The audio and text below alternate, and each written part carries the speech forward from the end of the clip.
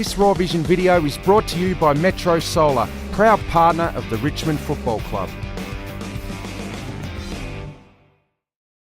Well, Trent Cotchin joins us. Jake King certainly giving you something to smile about in the last week or so. It's been a tough year for the fans, and I think you've been able to at least give them something back in the last few weeks, haven't you? Welcome, mate. Thank you very much for having me. And it has been a tough year for our fans and anyone involved with the footy club. I mean, we started the year on a poor note. We've been able to turn a few things around, and hopefully we can continue the form that we've shown over the past few weeks. We talked about the fans, and I know Jack Revolt said after the game a couple of weeks ago that we're happy to win this one just so our fans don't get embarrassed going into work. I mean, you know how strong the fans are. Do you guys really sort of feel that? Yeah, certainly. And I mean, the bigger the crowd, the more you feel it. Even on the weekend against GWS, who we know don't have quite the fan base of some of the more popular Melbourne teams, it was just fantastic to hear the roar. In particular, I know we probably don't condone Kingy having a pot in the crowd. Settle down, it's only a pot. But, I mean, to hear the roar and it was good. I suppose the passion and the love that they have for him and our footy club is very special. Righto, fans aside, they're terrific, OK? Cotch, probably not a singular thing, but what has been the main areas of the footy club, the team, the attitude, mental, that has turned this club around in the last 5 weeks?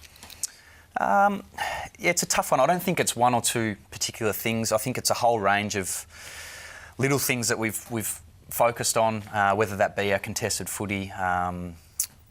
The guys have been more challenging of each other on the track. What we see the contested footy. Yeah. Tell us what's happened inside the mental side. I know that Ivan made a comment on radio about the standards we were setting. It's not to say our standards were poor at the start of the year, but there's certainly been more of a focus on driving those from our leaders, but also through our core players and then even our emerging leaders. So what's the direct correlation? What do you see in return for doing that? Oh, I think just the attitude and the intensity of not only your training, but the way the guys are doing weights.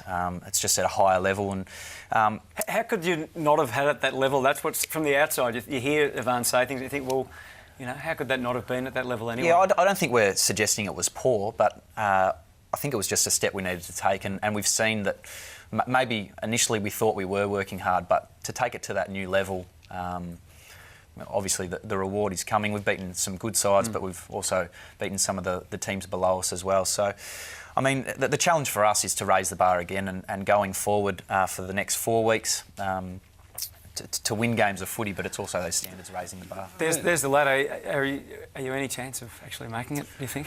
Oh, look, yes. I mean, we are. You are. Mathematically, we are a chance. The most important thing is Friday night's game against the Bombers, who have played some really good footy over the last month as well, and we've got to be at our best. I reckon a couple of times this year, Cotch, I hear players say, and I won't lie, I was talking to you about it, I hear players say, I can't wait to get back out there and redeem ourselves. I think sometimes that sounds really hollow, because I think you're talking crap. You know what, we're a bit shell-shocked here, we don't know what's going on. I feel right now for Friday night, Richmond are saying, we cannot wait to get out there, because I was talking about that mindset again. It's up and about. Everyone's confident in each other. Players are playing well. Your leaders are playing well. Do you feel that? Am I right?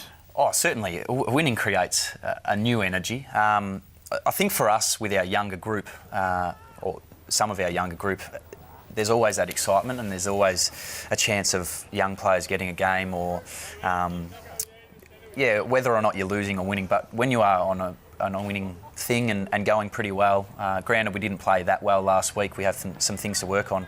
We still got the 4 points, and it's an exciting opportunity. One player I want to ask you about, and it's not probably him, because I've seen him play with Anthony Miles. We see him every week and you say, why hasn't this guy been playing more football? That's the first thing you say. Second thing, what has Miles playing done for you, playing? Yeah, I think it's just another inside player. There's not as much reliance on me winning just inside. So what have you been doing then? What have you been doing that you haven't been able to do while he wasn't playing? Probably get on the outside a little bit more. Yeah. I mean, he's very good at having an awareness around the contest. Last week he played on Cal Ward, wasn't having the best day himself, but was able to stem the influence Ward was having on the game. So I think just his bash and crash in and under. Matt Thomas the same. Allows me to sort of pick and choose when... When you used to do everything, you felt you had to do everything. Yes. That's what I felt anyway. Yeah, and I mean, when you want to be a good player, you sort of want to do everything, but to have guys that you can trust and know they're going to play a role each week for our side is a big step forward for us. Yep. Trent, you had obviously you had Ty Vickery and then Reece Conker. Is there an on-field discipline issue at Richmond? I wouldn't say there's an on-field discipline issue. Whilst the match review panel have obviously dealt with the incident and it was disappointing to see, Reece is as regretful as anyone. I think if you spoke to him, he'd be the first to admit that it was not the look he wants to portray as him as a person and as a character, and we've dealt with it. What did you say? You're captain, Cotch, and we've all watched you. We'll call it develop. We've all watched you grow this year. You know, you lashed a couple of times on rodeo, which was really applauded. You've probably grown to be a lot more aggressive and demanding. Do you go up to a Reece Conker and say, now, Reece, you're one of my good mates, but we don't stand for that at the football club? I'm not saying did you raise your voice, but were you stern with him and direct with him? Yeah, certainly. And it wasn't just up to me as well. I certainly had a conversation with Reece along the lines that it's disappointing. The most disappointing part about not just the action is the fact that we're going to be missing him for a couple of weeks at an important time of our year. So he needs to understand how much it hurts the team from a point of view. But I know for a fact that he knows that it hurts himself. Will the club take any more action? Is there any internal fines or anything like that the club would do? I don't think so, not at this stage. I mean, it's been dealt with from a match review point of view, and we've had conversation with Reece as well, and he's looking to make sure that it doesn't happen again. Essendon smashed early in the year. Can you remember that game? Yeah, it was a really disappointing game for our group, Yeah, it was. our supporters, as we spoke about earlier, and our football club, and they're going well. Yeah, So, what do you have to do to stop them? What has to be, one and two to say, right, we're playing Essendon, this is what we have to do well?